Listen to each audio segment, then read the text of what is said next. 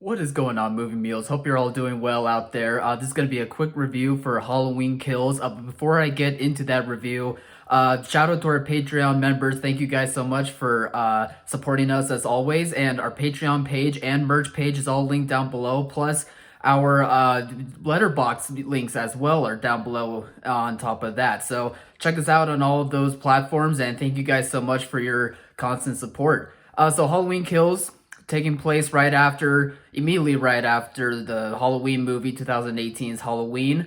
And in this movie, you can kind of tell that it's the second movie in a trilogy. While I still was really entertained by, the Michael Myers parts of him just blindly killing people and causing mayhem and on a rampage, just a murderous rampage, that stuff was still done really well. And under its direction, it just was entertaining. It still had some scares involved with it, and it's just the best parts, at least for me, and that's why I really did enjoy myself watching this movie. But yet at the same time, you can tell that, like I said before, it's the middle movie in a trilogy, and it doesn't feel like it can be its own entity necessarily. It just feels like its plot meanders in order to get from the first movie to the last movie, when really this probably just could have been two movies and we could have called it good.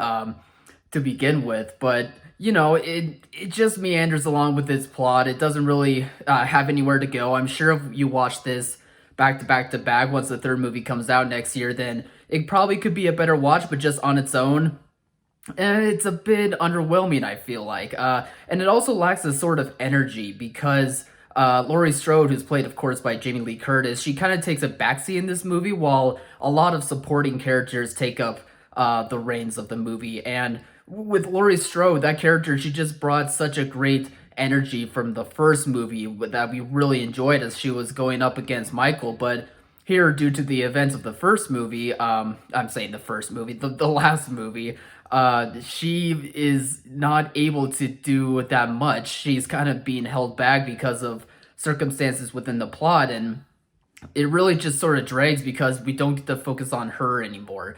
And she just doesn't really have that much to do. I'm sure, though, that that'll be made up for in the final movie, but just on its own, it just lacked the energy that I really missed from that character. And all the supporting characters, while they were fine, it felt like the plot was just spreading itself too thin because we were focusing on so many different characters that were good. They were fine protagonists to watch as they were trying to take down Michael themselves. And there was some interesting stuff when it comes to mob mentality that I think was pretty good for, this world that we're having with this franchise. But again, it just doesn't quite stick the landing enough for it to be very memorable story. Like I said, it meanders throughout, and it feels like it's just another piece of setup to get to the final movie. And hopefully the final movie can land, because I did really like 2018's Halloween, but this one, just not so much. I still enjoy the Michael Myers parts, but outside of that, I don't think it really offers much else